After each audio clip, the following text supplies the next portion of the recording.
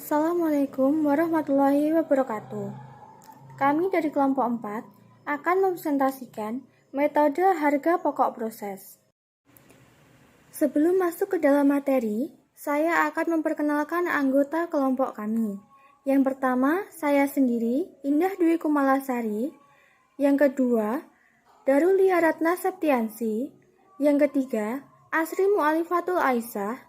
Dan yang keempat, Uri Wulandari.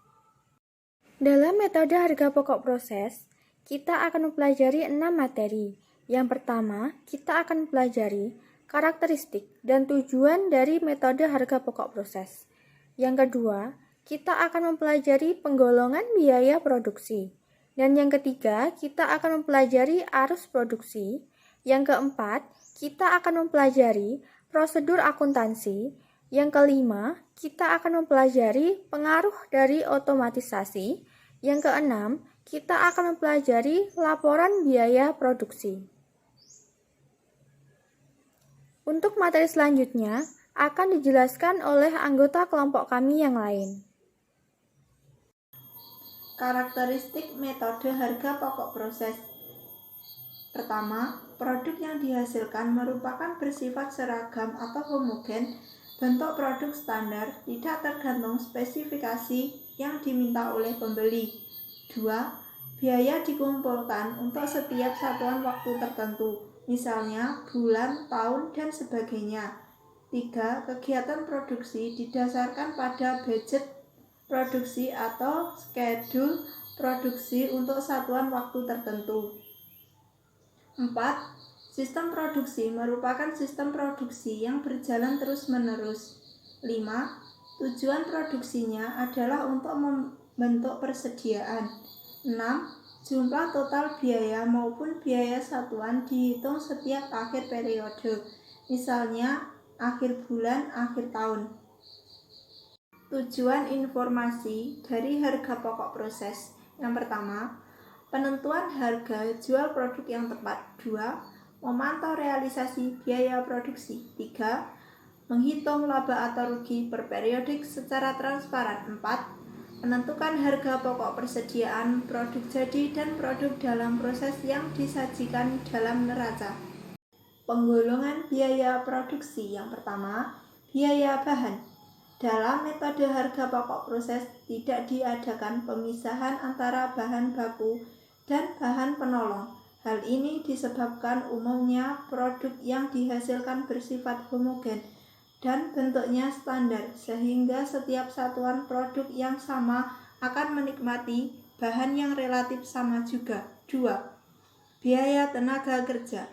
Apabila produk diolah dalam satu tahapan pengolahan, maka semua biaya tenaga kerja di pabrik digolongkan sebagai elemen biaya tenaga kerja dari daftar gaji dan upah apabila produk diolah melalui beberapa tahap atau departemen.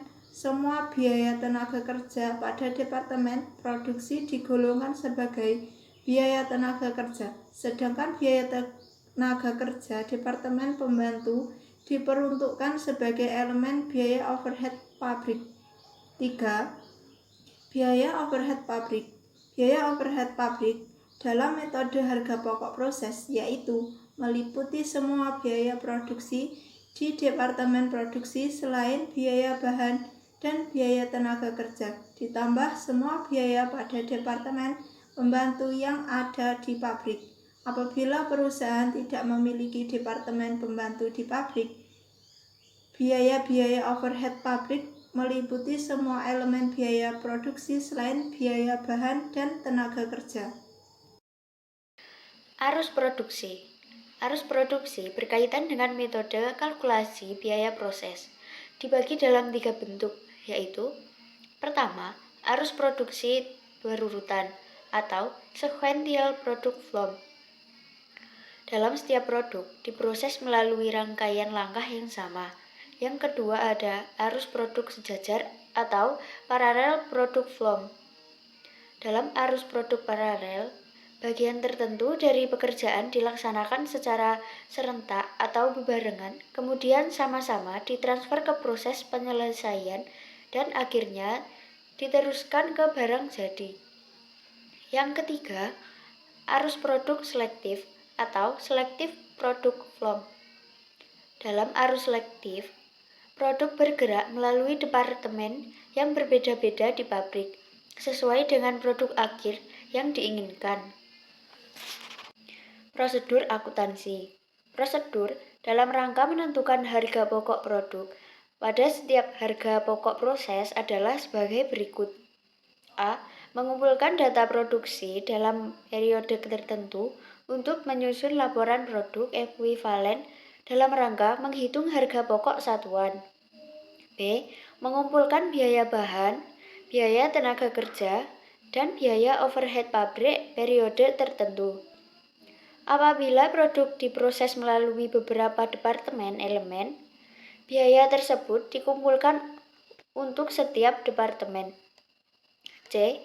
Menghitung harga pokok satuan setiap elemen biaya, yaitu jumlah elemen biaya tertentu dibagi produksi ekuivalen dari elemen yang bersangkutan. D. Menghitung harga pokok produk seleksi yang dipindahkan ke gudang atau ke departemen berikutnya dan menghitung harga pokok produk dalam proses akhir. Pengaruh dari otomatisasi. Struktur biaya akan berubah apabila terjadi otomatisasi dalam lingkungan manufaktur. Dalam otomatisasi yang dilakukan secara menyeluruh dalam segala aspek kegiatan pabrik, maka biaya tenaga kerja langsung akan menurun dan biaya ini menjadi bagian yang tidak berarti dalam jumlah produksi. Sebaiknya, biaya overhead pabrik meningkat dengan adanya otomatisasi. Laporan biaya akuntansi. A. Laporan produksi. Bagian laporan ini menunjukkan informasi jumlah produk yang diolah, baik dari produk dalam proses awal, produk yang baru dimasukkan atau diterima dari departemen sebelumnya, maupun tambahan produk pada departemen lanjutan akibat adanya tambahan. Informasi jejak produk yang diolah meliputi produk selesai yang dimasukkan ke gudang atau dipindahkan ke departemen lanjutan, produk yang masih dalam proses akhir, produk hilang, produk rusak, produk cacat kalau ada. B. Biaya yang dibebankan. Bagian laporan ini menunjukkan informasi tentang jumlah biaya yang dibebankan, meliputi harga pokok produk dalam proses awal kalau ada, harga pokok yang diterima dari departemen sebelumnya untuk departemen lanjutan, dan elemen biaya yang ditambahkan pada tahap pengolahan produk yang bersangkutan. Tingkat produksi ekuivalen yang dihitung dari laporan produksi. Informasi ini berguna untuk menghitung harga pokok satuan. Harga pokok satuan untuk setiap elemen biaya yang dibebankan pada tahap pengelolaan produk atau departemen yang bersangkutan. C. Perhitungan harga pokok. Bagian laporan ini memberikan informasi tentang jejak biaya yang dibebankan, menunjukkan beberapa biaya yang diserap oleh harga pokok produk selesai maupun produk dalam proses pada akhir periode dan sebagainya. Demikian presentasi dari kelompok kami. Terima kasih atas perhatiannya. Jika ada salah kata kami mohon maaf. Semoga presentasi hari ini dapat bermanfaat bagi kita semua. Wassalamualaikum warahmatullahi wabarakatuh.